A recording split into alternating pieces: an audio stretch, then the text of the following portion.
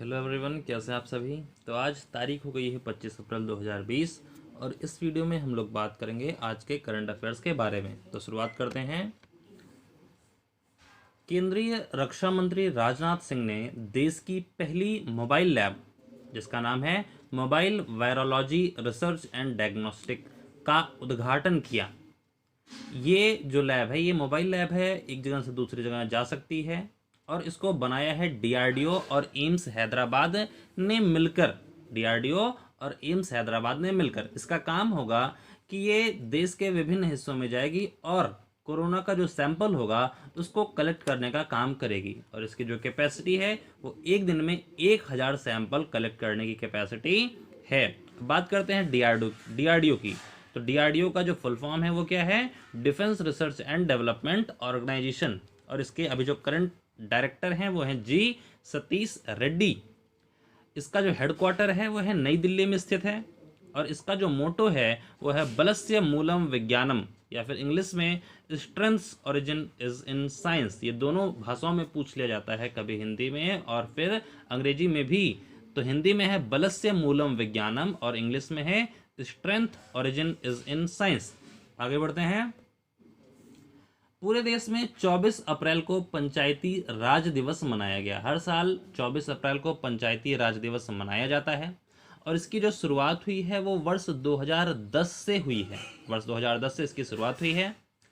इसको मनाने के पीछे का जो कारण है वो ये है कि जो 73वां संविधान संशोधन था 1992, जिसे हम पंचायती राज एक्ट कहते हैं, तो वो 24 अप्रैल 1993 के दिन से लागू हुआ था। तो इसी वजह से इस दिन को याद रखने के लिए इस दिन पंचायती राज दिवस मनाया जाता है। आगे बढ़ते हैं।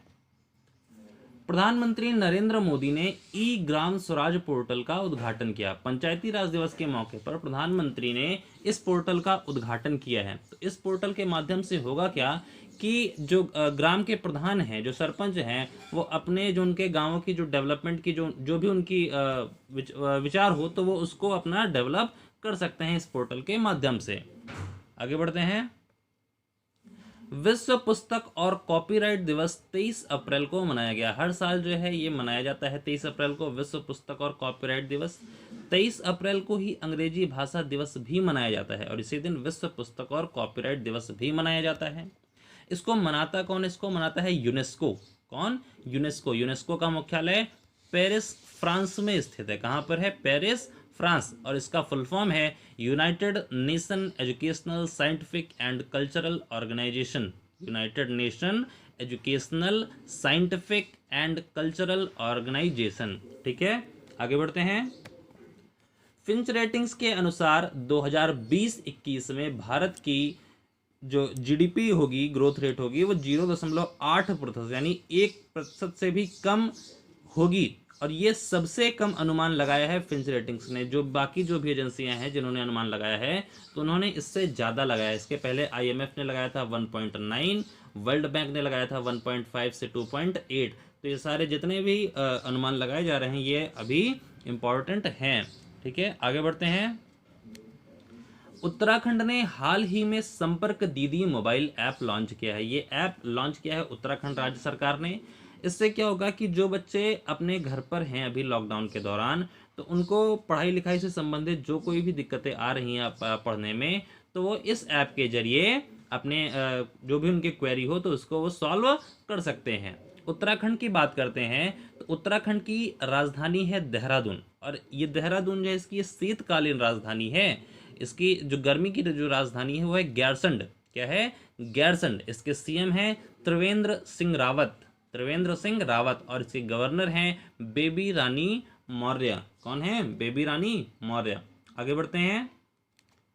असम ने कोविड-19 के कारण अपना अंबुबाची मेला रद्द कर दिया है। ये अंबुबाची मेला या अंबुबाची उत्सव जिसे हम कह सकते हैं, ये हर वर्ष असम में मनाया जाता था। तो इस वर्ष कोविड-19 के खतरों को देखते हुए कोई पब्लिक गैदरिंग ना हो तो इसकी वजह से इस मेला को रद्द कर दिया गया। तो क्वेश्चन पूछा जा सकता है कि अंबुबाची मेला कहाँ पर मनाया जाता है? तो वो असम में मनाया जाता है।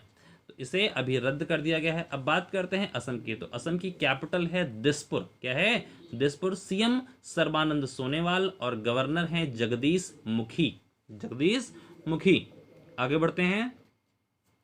हाल ही में MHRD ministry of human resource development मानव संसाधन विकास मंत्रालय ने माई बुक माई फ्रेंड अभियान लॉन्च किया है। एमएचआरडी ने hashtag my book my friend अभियान लॉन्च किया है।